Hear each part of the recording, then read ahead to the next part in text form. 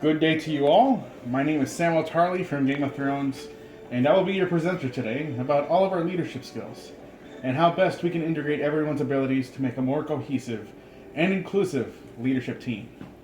I have just come back from Old Town with new leadership research, and it is important that I speak to you all about my findings.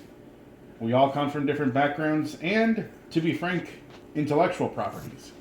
But that does not mean we cannot come together to make an excellent team. I'm going to talk about our differences and what will be the best way to settle them. Cyclops. Excuse me, guys. Cyclops, leader of the X-Men. I will start with you.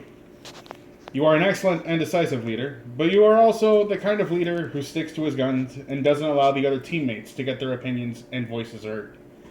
Once you start listening a little bit better and are more tolerant to views outside of your own, you can only make yourself stronger as a leader. Magneto, your views are unpopular,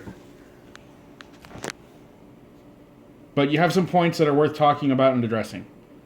Although you view mutants as the superior species, if you were to include Homo sapiens into your team and start being more inclusive of people different from you, your team will be the better for it.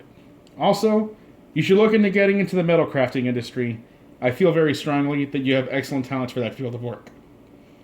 Loki, you are a hell of a deal maker. You had a lot of people willing to back your projects, even though you were a relative unknown player in the field. That kind of talent requires charisma, and a lot of it. If you tone down your megalomania just a bit, you can make yourself into an excellent leader, whether it be of Asgard or here on Earth. Make yourself into the better god, instead of focusing on the differences between you and your brother, Thor. Tony Stark, aka Iron Man, you have proven yourself to be an excellent leader of your company and a valuable member of your team in the Avengers Initiative. However, you are also a bit of a drama queen, like Loki, because you feel yourself to be superior to everyone else. Nobody likes a cocky teammate, regardless of how our viewers feel about your cinematic persona. Tone down your arrogance, and you can be surprised how far that change can take you and your team. Daenerys Targaryen, I refuse to say your full name, because that is too much to say all at once. Although you have had to learn many hard lessons in your lifetime, and have suffered the loss of your entire family, you let your anger and confidence get the better of you some of the time. Jon Snow came to you and recognized your standing. Although you did not bend the knee as you requested, his intentions, I can promise you, are noble and worthy of your attention. If you extend to others some patience, you can find invaluable members of your team anywhere in the realm. Excuse me, guys. I seem to be slightly drunk while I'm doing this speech over here. Jon Snow, you can be a proud bastard sometimes. You have had to overcome many challenges, like Daenerys Targaryen, but you allow your accomplishments to cloud your judgment. Be more willing to extend an olive branch, and you will see yourself and your organization getting ahead with less of a pushback. Chewbacca the Wookiee, you are the second in command of the Millennium Falcon. You are a great traveling companion, but you are too accommodating to everyone else's needs instead of focusing on your needs when they are important. That scene in Return of the Jedi, where you grabbed food that was attached to a trap, is my example. Be more mindful of your own needs when necessary, and you will catch yourself in a lot less trouble.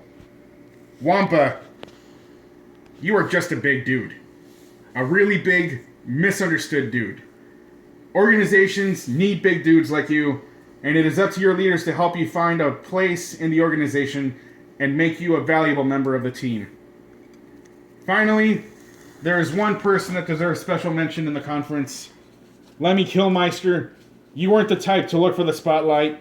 You just wanted to create something for yourself and find some kind of success. Well, you found it, my friend, and many in our realm still miss having your presence here with us. You were an ideal leader for your band, never attention-seeking, but you made sure people knew you were in a room. Always calm, ever a sage when advice was asked humbly, and a great friend to have. You will be missed. As leaders, it is our responsibility to each other and to our organizations to settle differences and make our teams more inclusive.